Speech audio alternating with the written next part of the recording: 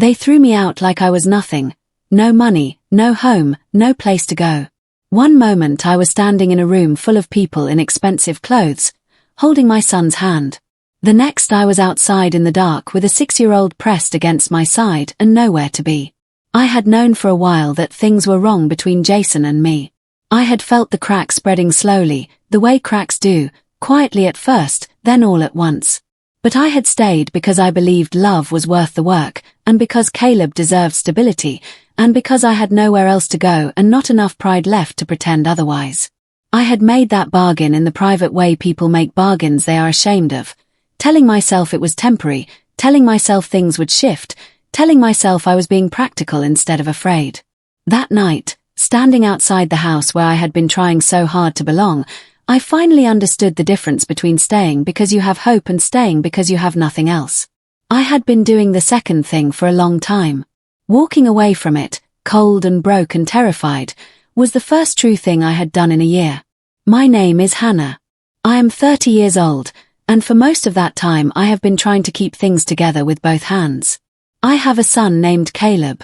He is 6, and he has his father's eyes and my stubbornness, which I tell him is a gift even when it gives me trouble. Caleb's father left when Caleb was 8 months old, not dramatically, but in the slow, retreating way that some people leave. One day present, the next less so, until his absence became the absence. I have been raising Caleb alone since then. I work. I manage. I do the things that need doing without making a speech about it, because that is the only version of strength I have ever had access to, the quiet kind, the kind that doesn't get applause. I am not someone who needs to be seen. But I am someone who needs to be safe, and for the last 14 months I had been trading one for the other in a house that was not mine, with a man who promised all would work out. What I know now that I didn't know then is that it will all work out is sometimes another person's way of saying as long as it's convenient for me. I met Jason at a mutual friend's birthday dinner. He was warm that night, attentive in the way that makes you feel like the most important person in the room. He asked questions and actually listened to the answers. He made Caleb laugh twice before dessert, which I took as a sign. Caleb didn't warm to strangers easily. We dated 4 months before Jason suggested I move in. My lease was ending on a studio too small and too expensive, and Jason's house was big and quiet and full of easy comfort that looks like generosity until you understand the cost attached to it. I said yes because it made practical sense and because I was tired of doing everything alone. Those are not good enough reasons to move in with someone, and I knew that even then. But knowing something isn't always enough to stop you. Caleb had his own room for the first time. He decorated it with dinosaur stickers and was so proud of the shelf where he arranged his books that I cried in the bathroom afterward. Quietly, the way I always did things that were too large for the moment. I told myself we had landed somewhere safe. I was still telling myself that months later when the evidence was against me. The first sign that Jason's family would be a problem came 2 weeks after I moved in. His sister, Nora, dropped by unannounced on a Saturday morning. I was making pancakes with Caleb. She walked in, looked at us both, and said to Jason, not to me, "Is this the arrangement?" She said it like you might comment on furniture moved to an inconvenient spot. I kept my eyes on the batter. Jason said something vague and made coffee and the conversation moved past it, but the word arrangement lived in me afterward. It had a precision I couldn't dismiss. It described exactly what I was to them, not a person Jason loved and had chosen, but a situation being tolerated for now. I told myself Nora was just one person.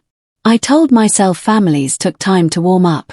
I had spent most of my adult life being patient with things that didn't deserve my patience, so adding one more didn't feel particularly different. I was wrong about that. But at the time I was still practicing the optimism of someone who has decided things will be fine because the alternative is too heavy to carry. I carried it anyway. I just hadn't admitted it yet. Jason's parents expressed their opinions through implication, which meant you could never quite call them on anything without seeming oversensitive. His father, Gerald, had a way of asking questions that weren't really questions. "And where did you say you were from originally, Hannah?" As though the answer would explain everything he already suspected. His mother was more silent but more precise. She would look at Caleb with an expression carefully calibrated to convey that he was adjacent to the family rather than part of it. I noticed these things and said nothing, because I had decided that keeping the peace was more important than making a point. The peace wasn't really peace. It was just the absence of open conflict, which is a different thing entirely. Caleb noticed too. He was 6 but not unobservant. He asked me once why Daddy Jason's family didn't look at him the same way other people did. I told him some people took longer to know how good he was. He accepted that, because children accept explanations from people they trust. I have never fully forgiven myself for giving him that explanation instead of the truth. He deserved the truth. I just wasn't ready to admit what it would cost us both. The gathering was Jason's parents' anniversary party. 30 years of marriage, worth celebrating by any measure. The house was decorated with flowers I couldn't name and catered food I couldn't afford and guests who wore clothing with the specific quality that looks effortless because it costs enough to erase the effort. I had spent the previous evening ironing a dress I had owned for 2 years and helping Caleb pick out his best shirt. He stood before the mirror and straightened his collar with great seriousness and asked if he looked okay. I told him he looked wonderful, which he did. We arrived and Caleb reached for my hand going through the front door, which he always did in unfamiliar situations. I held it firmly. The room was already full. Nora gave me the careful smile of someone who has decided in advance how much warmth to allocate. Jason was near the bar speaking to someone I didn't know, and he gave me a quick nod from across the room, the kind of greeting you give someone you are slightly embarrassed to be connected to. I registered it and did not react because I had become very good at registering things without reacting. That skill the last 14 months had given me. I had not asked for it. The first hour was manageable. I kept Caleb close, found a quiet corner, and made conversation with a woman named Patrice who turned out to be warm and funny and entirely out of place at this gathering, which made us natural allies. Caleb ate 2 small sandwiches and explored the room's perimeter in that careful, methodical way he had of investigating new spaces. He always walked the edges before committing to the middle of anything. I used to think he got that from me. The second hour was harder. Jason's orbit moved further from mine. Nora said something to her friend near the bookshelf about certain people needing to understand the difference between being invited and actually belonging, not looking at me as she said it, which was the point. Her friend laughed. I turned back to Patrice and kept talking about hiking trails, aware of my own face maintaining pleasant engagement while something behind my sternum pulled tight. Caleb found me and leaned against my side without speaking. He could always feel it when something was wrong. I put my arm around him and kept the conversation going, word by word, smile by smile, holding the surface of the evening together with everything I had left. Gerald called for the toast 40 minutes before the evening ended. Someone tapped a glass and the room gathered and conversations closed like doors. Gerald stood at the center with his wife beside him and a glass of champagne catching the light, the satisfaction of a man who had engineered exactly the life he intended. He said several things about gratitude and family and the meaning of 30 years. He said them smoothly, with the delivery of someone who had given speeches before. Then he said, still smoothly, that real family was built on shared values and mutual investment. That a home was not a charity. That generosity had its limits, and it was important to recognize the difference between people who brought something to the table and people who simply expected the table to be there for them. The room was quiet in the particular way of a room that has heard something it isn't sure how to categorize. Some people laughed, small, uncertain laughs. Some looked at their glasses. Some, and this was the part that stayed with me the longest, looked directly at me to see how I would react. I kept my face completely still and held Caleb's hand and waited for whatever was coming next. Jason was standing 8 feet away. I looked at him. He looked back for a long moment. Then he said, to the room more than to me, that there were responsibilities he had taken on that he needed to be honest about reassessing. He said it in the careful language of someone who had prepared the sentence in advance. His voice was measured and his expression neutral, and he did not look at Caleb when he said it. Caleb was holding my hand and I felt his grip tighten. Not the grip of a child who understands the specific words, but the grip of a child who understands something bad is happening and his mother is the safest thing in the room. There was nothing to say that would not diminish me further or make the evening worse for my son. The room had the breathless quality of people waiting to see if someone will cry or shout or fall apart memorably. I was not going to give them that. I squeezed Caleb's hand once, deliberately. I said, quietly and to no one in particular, "Okay." Then I picked up Caleb's jacket from the chair where it had been folded, helped him into it, and walked toward the door. No one stopped us. No one spoke. Patrice caught my eye across the room and her expression said something I understood completely, even if she didn't act on it. No one did. The door closed and we were outside and the air was cold in the complete, non-negotiating way that autumn air is cold. Caleb looked up at me and said, "Are we going home?" I told him we were going somewhere. He accepted that because he trusted me, and his trust was the most valuable thing I owned and the thing that made everything hardest that night. I had my phone, my wallet with $43, and the jacket I was wearing. No car, Jason had always driven us, and my car had broken down 4 months earlier and the repair had been deferred indefinitely. We walked to the end of the street and I turned left because left felt marginally more like a direction than right, and we kept walking. Caleb held my hand and asked questions and I answered them with as much honesty as a 6-year-old needs, which is a different quantity than an adult needs. The night was dark and cold and fully, completely ours. That was the first thing that had been fully ours in a long time. We walked for a long time. I know now it was nearly 3 miles over almost 2 hours, because I traced the route on a map later. At the time it felt both longer and shorter, longer in my feet, shorter in the suspended way crisis time moves. Caleb was tired by the second mile but didn't complain, which worried me more than complaining would have. He just held my hand tighter and matched my pace and asked periodically if we were almost there. I kept saying almost because it was the only answer that didn't break something.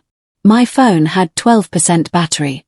I had called 2 people, an old friend who didn't answer and a cousin 3 states away who could offer only sympathy.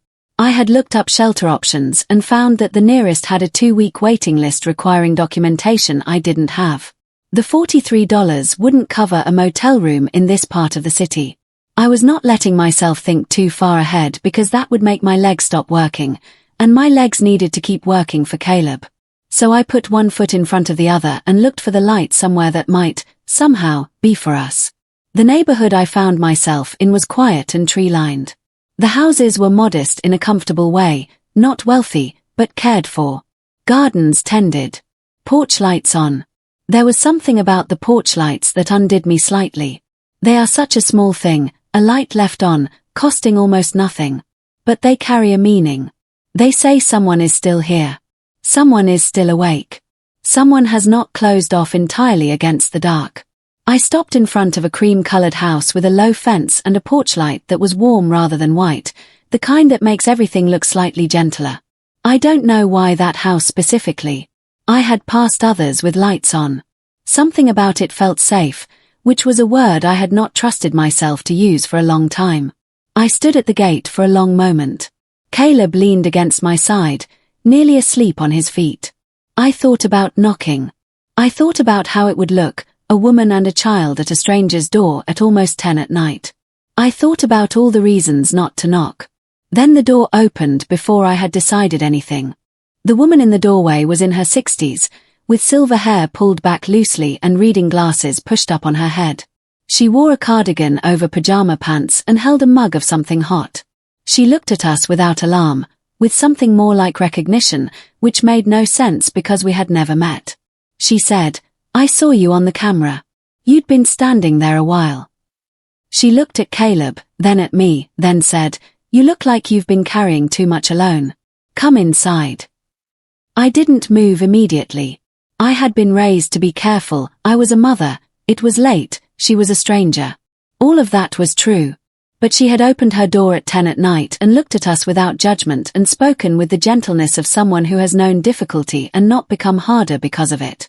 I said, "I don't want to be any trouble." She said, "You're not trouble. You're just cold."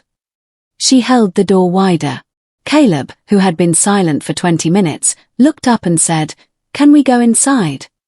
That more than anything was the thing that moved my feet forward. We went inside. Her name was Eleanor. Inside the house smelled of something baked, not recently, but the residual warmth of a kitchen used with care over many years. She settled Caleb on the couch with a blanket, warm milk, and a picture book she found on a shelf with the ease of someone who knows exactly where everything is. He was asleep before she finished reading the second page. She made tea and brought it to the kitchen table and sat across from me and didn't ask anything right away. She let the quiet be comfortable, which is a skill rarer than it appears. When I eventually started talking, it came out the way things do when held too long, not in a neat narrative but in pieces, out of order, the most painful parts arriving before the explanatory ones. She listened to all of it. She didn't offer opinions on Jason. She didn't tell me what I should have done differently. She asked 3 questions across the whole conversation, and all 3 were about Caleb. I answered them and felt something I hadn't felt in a long time, the sensation of being accurately seen by someone who had no reason to see me. Eleanor gave us her guest room. It had a brass-framed bed and a quilt that smelled like cedar and a window looking out on the garden. I carried Caleb from the couch without waking him. I tucked him in and sat on the edge of the bed in the dark for a while. I thought about the evening, not with anger, not yet, but with exhausted clarity. I thought about the room full of people in expensive clothing who had watched a woman and child walk into the cold and said nothing. I thought about Jason's face before he spoke, the calculation, the decision. I thought about Caleb's grip tightening. And I thought about this room, warm and safe and smelling of cedar, given to us by a woman who had no obligation to us whatsoever and had chosen kindness anyway. There is a grief that comes not from losing something valued but from realizing you had been valuing the wrong things. I sat with that grief for a while. Then I lay down beside Caleb and put my hand over his small breathing chest and finally let myself cry, quietly, in a room where no one was watching. It was the most honest I had been in months. I woke to sunlight through the curtain and Caleb's voice from the kitchen. He was already up, talking to Eleanor in the easy, informative way he talked to people he had decided to trust, telling her about his dinosaur shelf, his favorite book, and the fact that he could spell pterodactyl correctly, which was true and which I had helped him practice. I stood in the doorway and watched them. Eleanor was making scrambled eggs and listening with the genuine interest of someone who finds all facts worth attention. When she saw me, she said good morning and pointed at the coffee. Caleb showed me he had found a small ceramic dinosaur on Eleanor's windowsill and asked if it was hers. She said yes, a friend had given it years ago, and that Caleb could hold it while he ate if he was careful. He held it with both hands and ate his eggs with focus. Watching him in that kitchen, warm, fed, fully himself, I felt something shift. The grief from the night before was still present. But underneath it, or beside it, something else had arrived.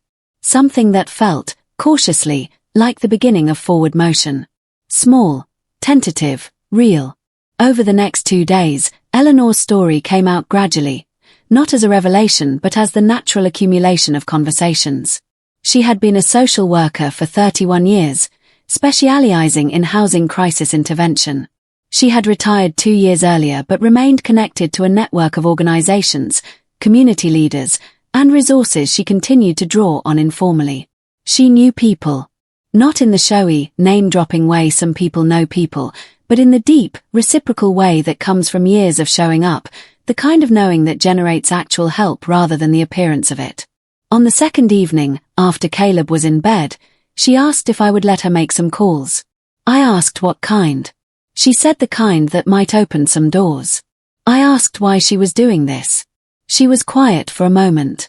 Then she said that a long time ago, when her own life had been at a crisis point, a stranger had opened a door for her.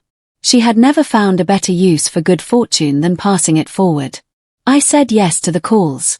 Not out of desperation this time. Out of something closer to trust. The calls Eleanor made over the following week connected me to resources I hadn't known existed. A housing assistance program with an opening. A legal aid organization that could advise me about the belongings I had left at Jason's house. A community center that ran an after-school program for children Caleb's age. Free, high quality, run by people who had chosen the work because they believed in it. Then, on the 4th day, Eleanor mentioned a conversation with a woman who ran a small non-profit focused on family financial literacy. They needed a program coordinator, someone organized, dependable, good with people, capable of managing multiple things simultaneously. Eleanor looked at me over her reading glasses and said, "I described you. She'd like to meet you." I hadn't worked in my field for over 2 years. I had been managing Jason's household and Caleb's life and my own survival. But before all of that, I had studied social services administration and worked for 3 years at a community organization before Caleb's father left and the financial ground shifted. I had skills. I had simply stopped believing anyone wanted them. Eleanor had decided to believe on my behalf until I could manage it myself. The interview was on a Thursday morning. Eleanor watched Caleb. I wore the dress I had ironed for the anniversary party, the one I'd been wearing when I walked out, because it was the best thing I had and because there was something right about that. The woman I met was named Constance. She was direct and organized and asked precise questions. She asked about the gap in my employment history. I told the truth in the condensed version: family situation, single parenthood, the practical weight of caregiving without support. She nodded without making it larger than it was, which I respected. The interview lasted 45 minutes. Walking back, I called Caleb on Eleanor's landline. He told me about the puzzle they had been doing and asked if I got the job. I said I didn't know yet. He said, "You probably did. You're really good at things." I had to stop on the pavement to collect myself before I could respond. Constance called that afternoon. The job was mine. Salary, benefits, a start date 3 weeks away. I said yes. I said it clearly, without hedging, without qualifying it or leaving room for it to be taken back. It was mine.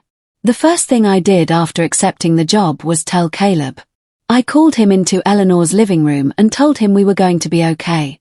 We would have our own place and he would go to a new school with good people and everything would be different.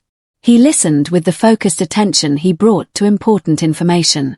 Then he asked if he could bring his dinosaur shelf. I said yes. He nodded and went back to his puzzle. Children accept good news without needing it to be a performance, which I try to remember when I'm tempted to make things heavier than they need to be. The housing program Eleanor had connected me to had a small apartment available. 1 bedroom, meaning Caleb and I would share, but it was ours. In our name. With our key. I signed the paperwork the following Monday. When I walked through that apartment door for the first time, with Caleb walking the perimeter the way he always did, I put my hand flat on the wall of what would be his space and made a quiet promise. No more waiting for someone else to make me feel secure. That was my job now. It had always been my job. I was just finally doing it. I heard about what happened after we left the party from Patrice, who reached out through a mutual contact 3 weeks later. She said the evening had collapsed not long after we walked out, guests uncomfortable, conversations fragmented, the performance of the gathering unable to sustain itself once the thing anchoring it was exposed. Patrice said Gerald's speech had not landed as intended, that several guests had been visibly unsettled, and the mood never recovered. Jason had seemed surprised, as though he had expected everyone to continue normally and simply absorb what had happened. He had not understood, Patrice said, that the room's comfort depended on a shared agreement not to say certain things out loud. Once Gerald said them and Jason confirmed them, the agreement dissolved and the evening dissolved with it.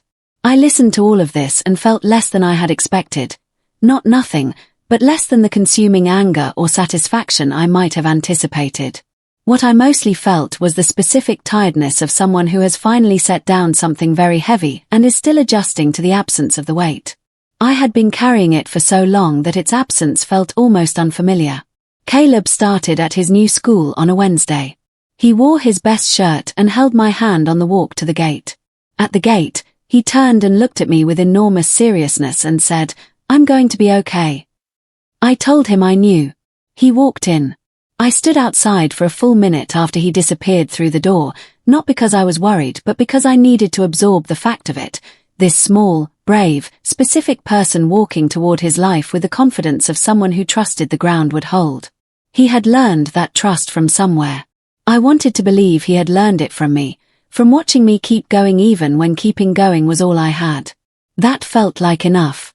I walked back along the route that had become familiar and bought a coffee from the small cafe on the corner and sat outside in the autumn sun and did nothing for 20 minutes. Not planning, not managing, not holding things together with both hands. Just sitting. It felt strange and good and like something I might, with practice, learn to do more often than I expected. Word spread in the quiet, undramatic way that significant things sometimes do, not as a viral story with a headline, but through the overlapping circles of Eleanor's network.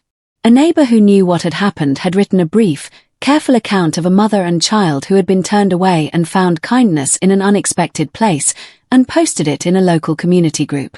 The response was small but real. People sharing it, people reflecting on their own moments of unexpected help, people reaching out to ask if anything was needed.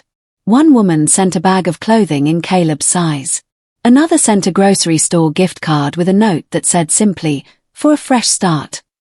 I received these things in the way they were given, without excess or drama, as one person to another. There were no large gestures. Nobody organized a fundraiser or made me a project. It was just a series of small, specific acts of care from people who did not need to know my full story to recognize that something unkind had happened and something kinder was possible. That, I had learned, was exactly the right amount of help. 3 months after the night I left Jason's house, I had dinner with Eleanor at her kitchen table. Caleb was there telling her with great authority about the moon. We had moved into our apartment 6 weeks earlier, but I came back every Thursday, which had become habit without either of us formally deciding it. Eleanor listened to Caleb and asked follow-up questions that made him feel, correctly, that his knowledge was valued. At one point while he was explaining the moon's phases with hand gestures, Eleanor caught my eye and gave a small smile that contained no words but was entirely clear. It said, "Look at this. Look at this boy. Look at this moment." I looked. I let myself look without bracing for what came next, without calculating the cost, without holding myself slightly apart in case it disappeared. I was in it. Fully. That was new. The version of me who had stood at Jason's parents' house trying not to take up too much space would not have recognized the woman sitting at that kitchen table, eating a good meal, watching her son explain the moon to someone who genuinely wanted to hear it. I barely recognized her myself. I liked her considerably more. I thought about the night I walked away from Jason's house many times in the months that followed. Not obsessively, not bitterly, just the way you think about a place you came from when you are far enough away to see its shape. I thought about Eleanor's porch light, that warm-toned light that had seemed, at the worst moment of a bad night, like a small ordinary signal in the dark. I thought about how close I had come to not knocking, to turning around, to finding a bench and sitting on it with my son and waiting for morning the way you wait for something to be over. Something, instinct, exhaustion, Caleb's hand in mine, the specific quality of that warm light, had made me stop at that gate. I don't believe everything happens for a reason. But I believe that when you are forced out of a place that was slowly making you smaller, and you walk into the dark with nothing, the direction you go matters. I went toward the light. It turned out the light was real. And on the other side of it was not just shelter for a night. It was the beginning of a life that was actually, finally, mine.